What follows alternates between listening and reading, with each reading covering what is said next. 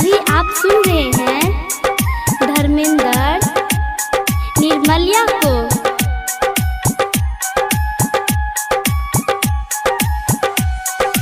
माँ Gayatri recording studio.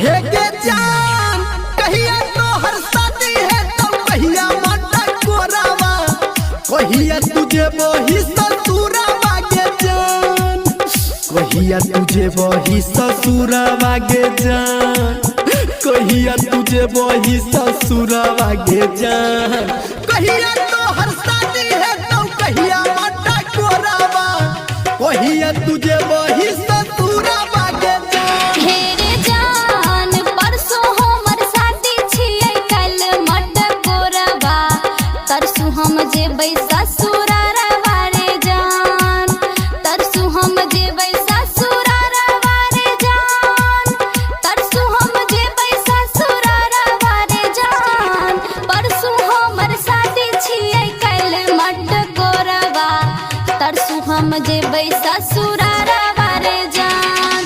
DJ good Madhubani, DJ good Madhubani, DJ good Madhubani.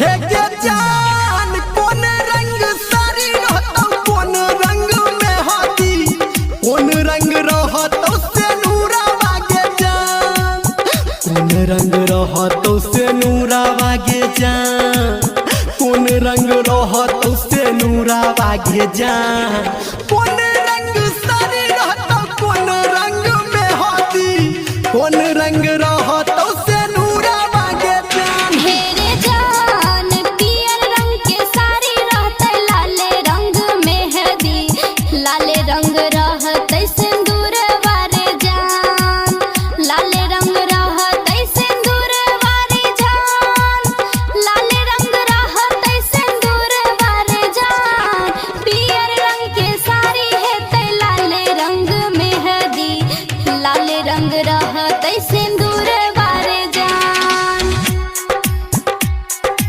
अभी आप सुन रहे हैं सावरिया म्यूजिक।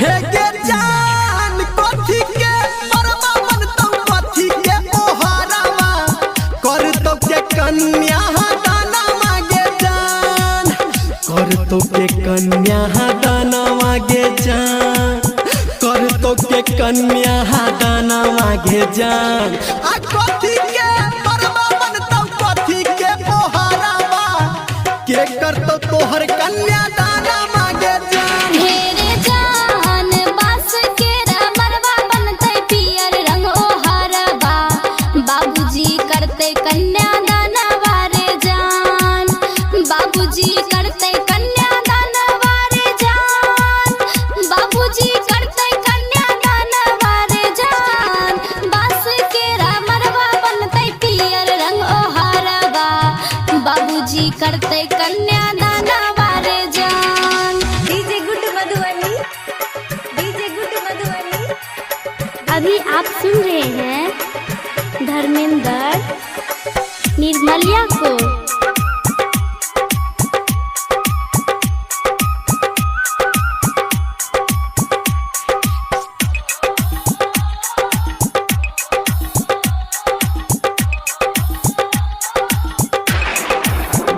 हे के जान हमारा बिसैरी जे बेचा के की ससुरावा, आ मनवा में लागे हमरा डरावा गे जान, मनवा में लागे हमरा डरावा गे जान, मनवा में लागे हमरा डरावा गे जान, हमारा बिसैरी जे बेचा के की ससुरावा, आ मनवा में लागे हमरा डरावा गे